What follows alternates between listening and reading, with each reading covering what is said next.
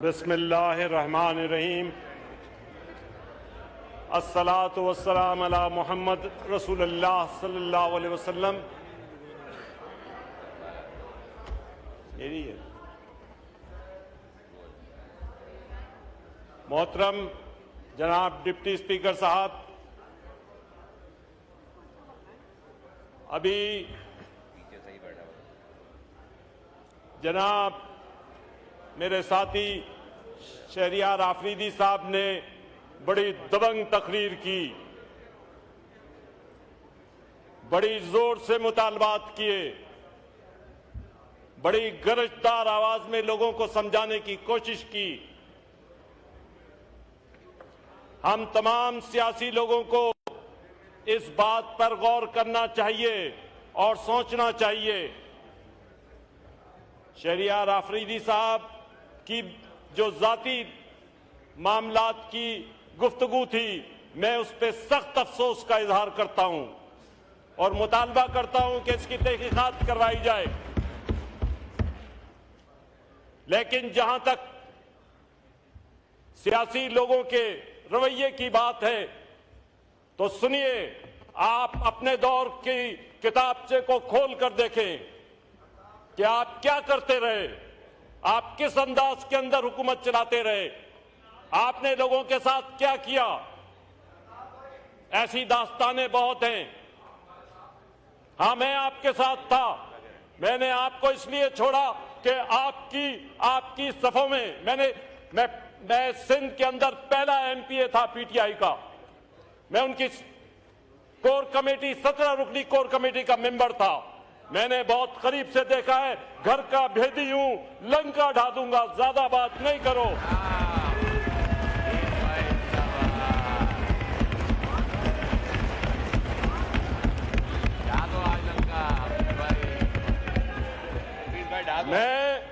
मैं ये समझता हूं कि जिस अंदाज में आप इमरान खान को प्रोटेक्ट कर रहे हैं, आज आपकी सफों में वो लोग नहीं हैं जिन लोगों को यहां इस सफों में रहना चाहिए था, जिनकी वजह से वजीउद्दीन ने छोड़ा, जिसकी वजह से नूरानी साहब ने छोड़ा, जिसकी वजह से हामिद खान पीछे हुए, जिसकी वजह से नजीब हारून पीछे हटा। सोचो, तुम क्या करते रहे हो, किस अंदाज में हुकूमत चलाते रहते हो, किस तरह पॉलिटिक्स की है तुमने।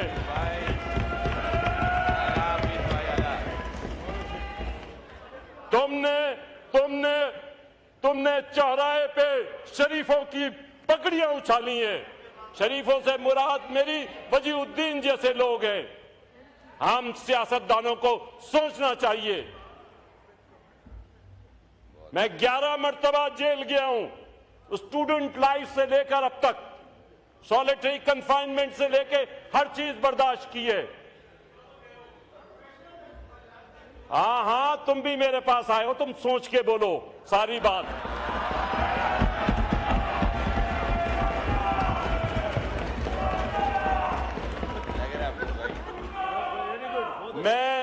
मैं बजट की बात करना चाहता था, लेकिन ये सारी गुफ्तगू सुन के मैं मजबूर हो गया कि मैं बजट से हटके बात करूं। बजट की बुनियादी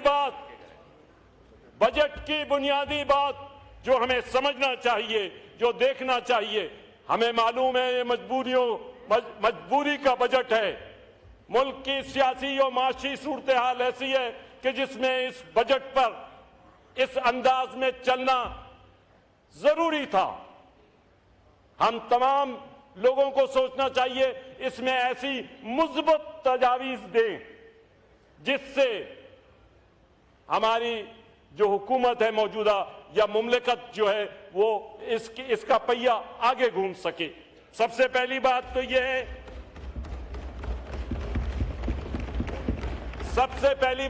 है कि सैलरीड पर्सन पे जो टैक्स लगाया गया है उसको हमें मेजर करना चाहिए कि हमारी तनख्वाहदार लोगों का टेक होम कितना है, वो कितने पैसे घर ले जा सक रहे हैं। तमाम स्लैब्स के अंदर देखना चाहिए। मेरे ख्याल में it is not possible to carry out their homes in this minimum wages formula, इसके ऊपर मैं बहुत ज्यादा बात नहीं करना चाहता, लेकिन ज्यादा से ज्यादा भी आप उठाएंगे जो तनख्वाह मिल रही है उसमें अगर किसी को 12 लाख रुपए महीना भी मिल रही है तो उसकी सूरत हाल ये बन रही है कि 325 बिलियन हमारा पहले टैक्स था, अब वो 540 बिलियन पे पहुंच जाएगा। टोटल जो टैक्स का हजम हम जो रिकवर कर रहे हैं वो 540 बिलियन तक पहुंच जाएगा। इसके बाद मेरी सिर्फ फाइनेंस मिनिस्टर साहब, मेरी खुशकिस्मती है कि यहां बैठे हुए, मैं समझता हूं कि वो इस स्लैब पर गौर फरमाएं, इसको रिव्यू करें, इसके मामलात को देखें, क्योंकि मेजर चंक यहां से आ रहा है। इसको अगर देखेंगे तो हमारे मसले ज्यादा बेहतर तौर पे हल होंगे, वरना हमारा नौजवान, हमारे पढ़े लिखे लोग इस मुल्क को छोड़ रहे हैं, वो परेशान हो रहे हैं। इस परेशानी को दूर करने के लिए जरूरी है कि इस स्लैब पर नजरसानी की जाए। इसके बाद मैं आ जाऊंगा, असल में एक और मसला भी था जिसके ऊपर मैं बात करना चाहता था। असद कैसर साहब ने बड़ी गुफ्तगू फरमाई, उन्होंने भी बड़ी पुरजोश तकरीर की। ये फॉर्म 47, फॉर्म 45 का झगड़ा पूरे मुल्क में डाला हुआ है इन्होंने। फॉर्म 47 के तहत तो आप भी मुंतखब होकर आए हैं, अगर हम मुंतखब होकर आए हैं तो फॉर्म 47 और 45 का इतना प्रोपेगेंडा, मैं जानता हूं किस तरीके से पीटीआई सोशल मीडिया पे लोगों को इंप्लाई करती है। मैं खुद उस प्रोसेस में रहा हूं, मुझे मालूम है। ये सोशल मीडिया का तमाशा बंद करो इस मुल्क के अंदर। 2018 के किस्से तुम्हें याद नहीं है, किस तरीके से तुमने हुकूमत हासिल की। इन बातों को सोचो, इन बातों को समझो और इस बातों पर चलने की कोशिश करो जो हम तुम्हें बता रहे हैं।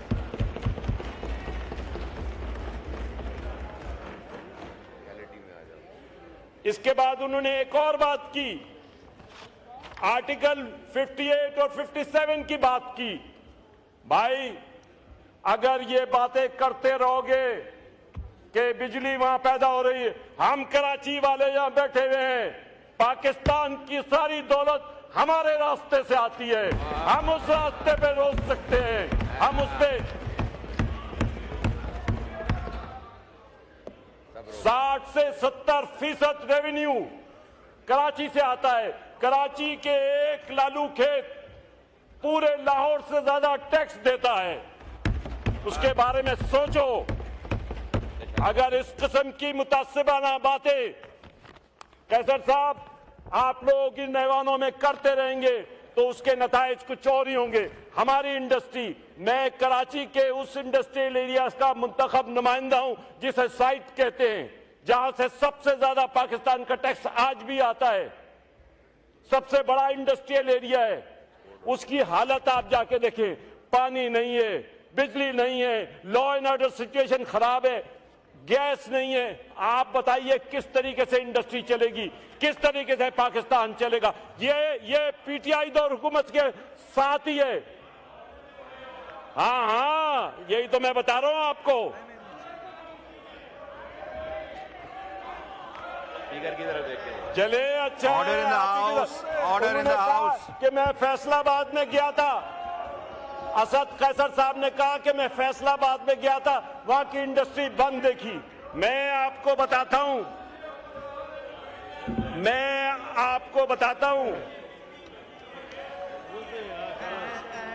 हाँ, यही हम कह रहे हैं आपके दौर से। मैं आपको बताता हूं, देखिए ये Karachi chamber of commerce and industries ने अपने प्रपोजल्स भेजे हैं।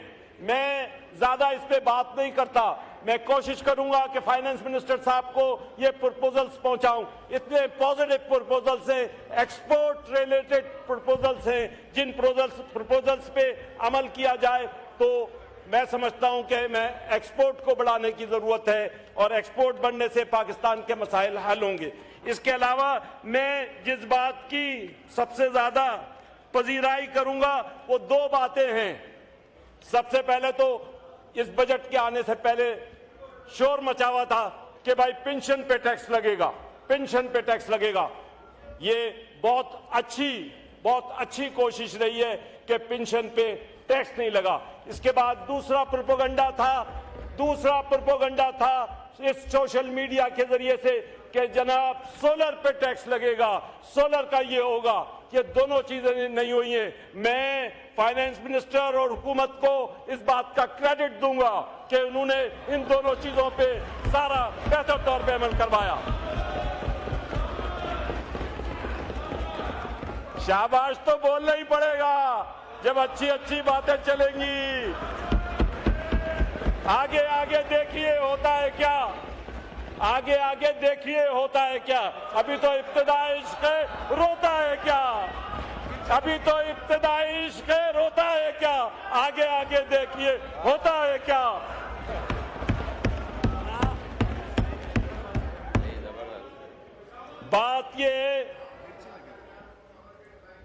बात ये कि मुल्क को जिन चीजों की बड़ी सख्त जरूरत है उसमें हमारे पास पॉपुलेशन प्लानिंग का इश्यू सबसे बड़ा है। पॉपुलेशन प्लानिंग के ऊपर गौर करना चाहिए और उस पर अमल दरामद के लिए मामलात को आगे बढ़ाना चाहिए। खास तौर पे उल्मा को इस सारे मामलात में शामिल हाल करना चाहिए। नंबर 2 बात मैं जो कहूंगा वो है अमन व अमान और रोजगार की। अमन व अमान होगा तो रोजगार का आगे बढ़ने के मौके मिलेंगे। इस सिलसिले में हम सबको इज्तिमाई काम करना चाहिए। इज्तिमाई काम के अलावा और कोई रास्ता नहीं है। हम इज्तिमाई तौर पे चलेंगे, आगे बढ़ेंगे, हमारा मुल्क तरक्की करेगा और हम समझते हैं हम पाकिस्तान की बुनियादों को इंशाअल्लाह अज़ीज मजबूत करेंगे। शुक्रिया।